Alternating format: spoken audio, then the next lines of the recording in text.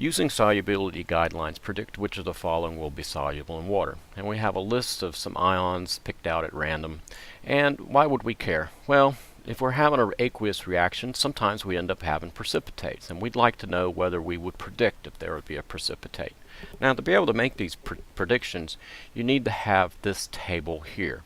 And it's a list of common ionic compounds, polyatomics in the ions, and it's arranged in the following way. You have a list of soluble compounds, and here are some right here, and you have important exceptions. So if you see this, you've got to check over here and make sure that the cation is not one of these guys over here. And same thing with insoluble ionic compounds.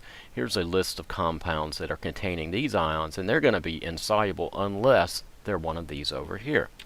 So let's take a look at the first one, lead iodide.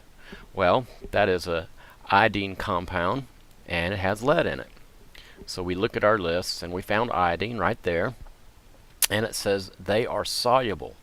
And we got to check over here and look. Oh, there's lead, so it's soluble except for lead, silver, mercury, and lead, and our compound has lead in it. So therefore, lead iodide is insoluble. Moving on to ammonia carbonate. This is a carbonate compound, and it has ammonia in it.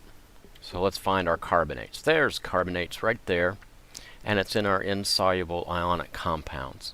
And so we would expect a carbonate to be insoluble unless it's one of these. And oh, look, there, it's ammonia. There's the ammonium ion. And what did we have? We had ammonium carbonate. So therefore, ammonium carbonate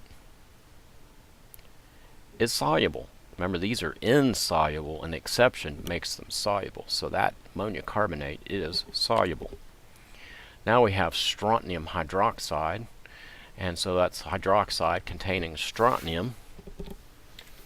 And we check out our hydroxide, and here it is. And those are generally insoluble, except for these exceptions which would make them soluble, and strontium is one of the exceptions. So strontium hydroxide would be soluble. This guy is soluble because hydroxides are insoluble except when they contain strontium. Now we move on to zinc sulfate. We have a sulfate with zinc.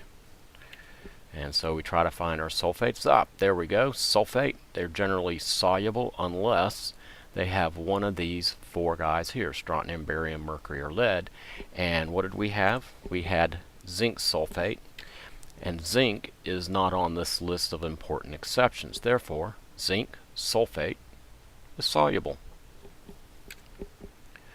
Silver iodide. This is an iodine compound, much like we had the iodine compound up here. And if you recall, iodine compounds are soluble except when they contain silver, mercury, or lead. And so sure enough, silver iodide would be insoluble. Sodium carbonate. Carbonates with sodium. And so carbonates are insoluble unless they have alkali metal cations, and if you recall, sodium is an alkali metal, so therefore sodium carbonate would be soluble.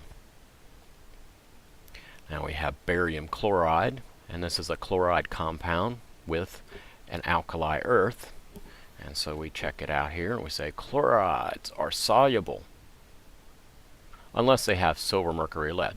And calcium, or barium, excuse me, is not in this list of chlorides as being insoluble. So therefore, barium chloride is soluble.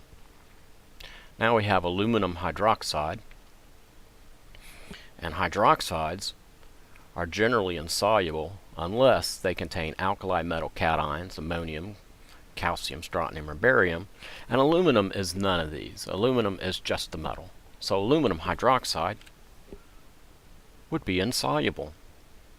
Finally, we get to this guy, and we look over here, and what do we have? There are no important exceptions. So generally speaking,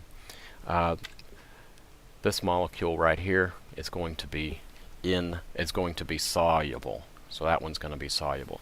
So essentially, doing these solubility predictions, you really have got to either have this list memorized, or you're going to have it provided by your instructor during a test.